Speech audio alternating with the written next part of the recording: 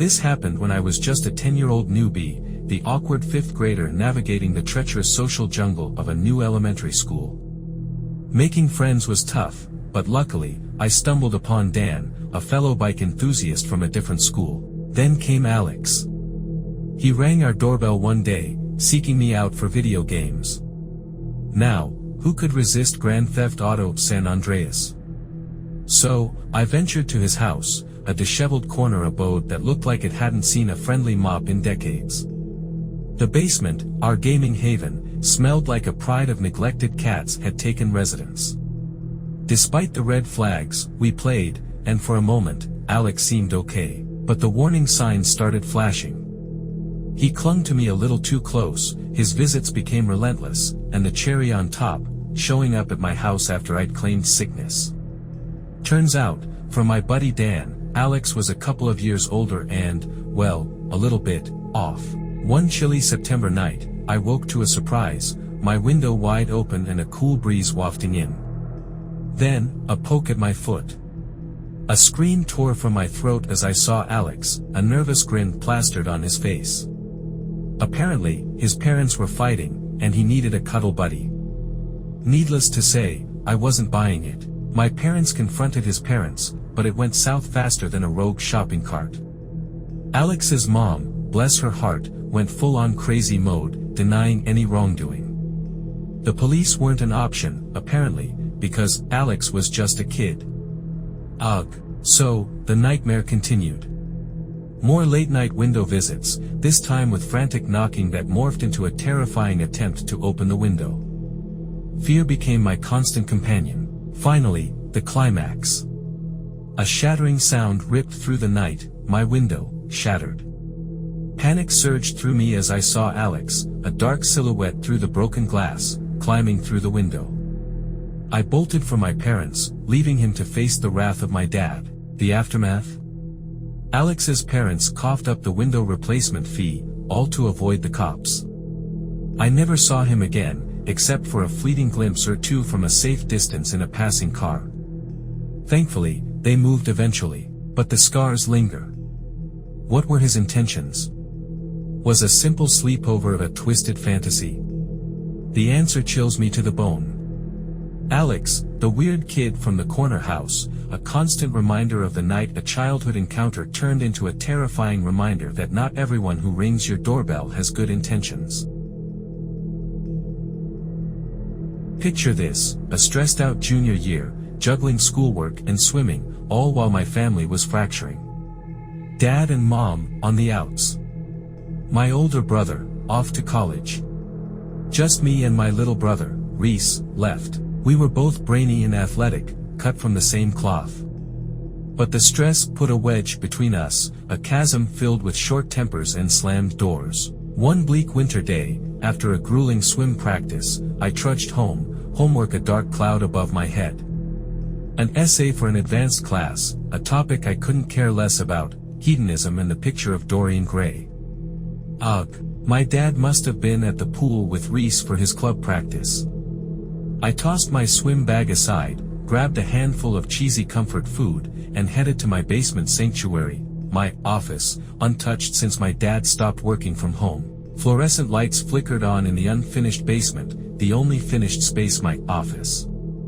Hours of grinding on the essay stretched before me. Click-clack, click-clack, the only sound breaking the silence. Then, a voice, carried through the dark, Quinn. Quinn, come up. It was Reese, his voice sing-songy. Reese, I'm working. What do you need?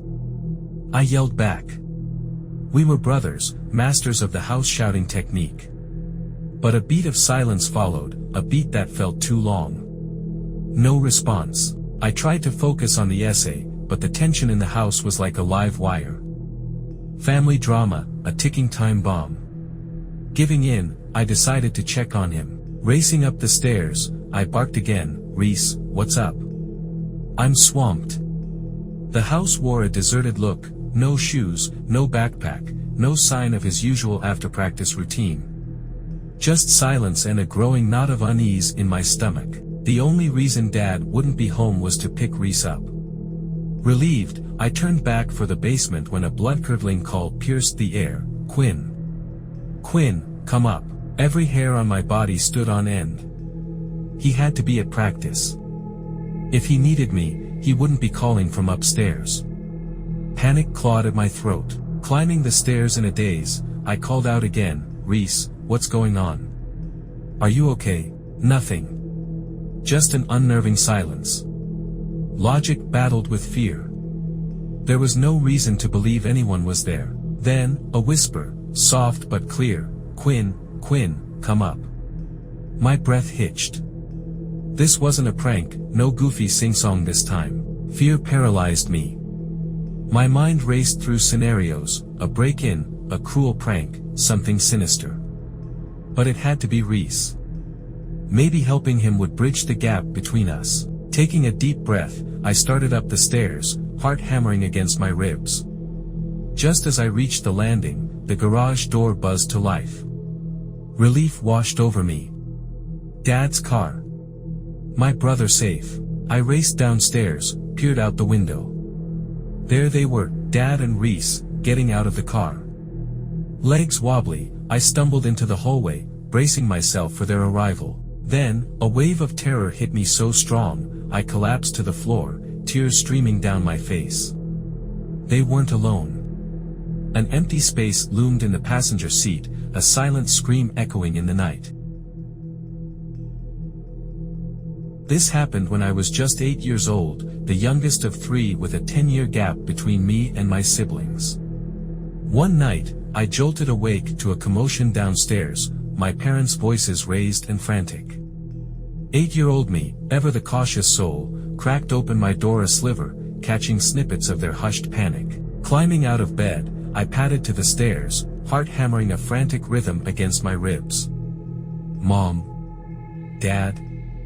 My voice, barely a whisper, echoed in the tense silence. My mom appeared at the foot of the stairs, worry etched on her face. "Go back to bed, honey," she said, her voice strained. No explanation, just a firm command. I obeyed, a knot of unease twisting in my stomach. Sleep wouldn't come. Every creak of the floorboard, every distant thump, sent shivers down my spine. Then, the unmistakable slam of the front door. Silence. Absolute silence. Where did they go? Confusion battled with growing fear. Eventually, the sounds returned, the telltale click of the front door and footsteps, but strangely silent. No voices, no arguments. Just the eerie echo of someone moving through the house in the dead of night. My mind raced.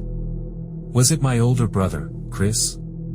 He was notorious for late-night escapades. But logic crumbled as the footsteps climbed the stairs, each step growing louder, closer. They stopped outside my door.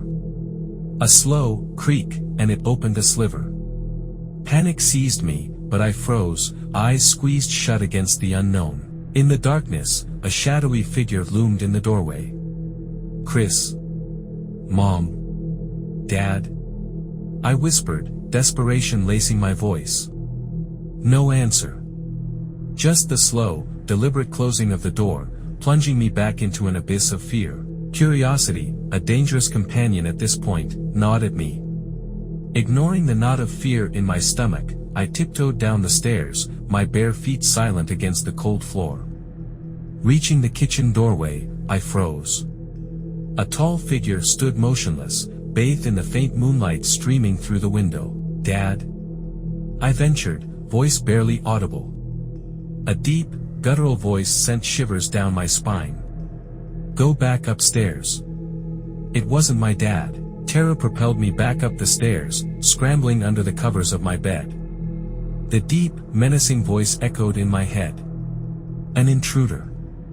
The horrifying reality hit me like a physical blow. Moments later, the front door slammed again. Then, the unmistakable frantic voices of my parents. Relief washed over me, but fear lingered. I raced downstairs, tears streaming down my face. My parents, pale and shaken, were shocked to see me. They told me about Chris's accident, a car crash fueled by poor judgment. A story that explained their absence, but not the chilling encounter in my room. Weeks later, I confessed everything. The figure at my door, the voice in the kitchen. My dad, armed with a flashlight, searched the house, adrenaline pumping. My mom called the police, a sheepish explanation of their unlocked door hanging in the air. The investigation yielded no answers, but the memory of that night remains etched in my mind. A chilling reminder that sometimes, the most terrifying monsters aren't the ones under your bed, but the ones who exploit the shadows when you least expect it. If you enjoyed these stories, click on the video on your screen to listen to this where I am telling horror stories for non-stop 2 hours.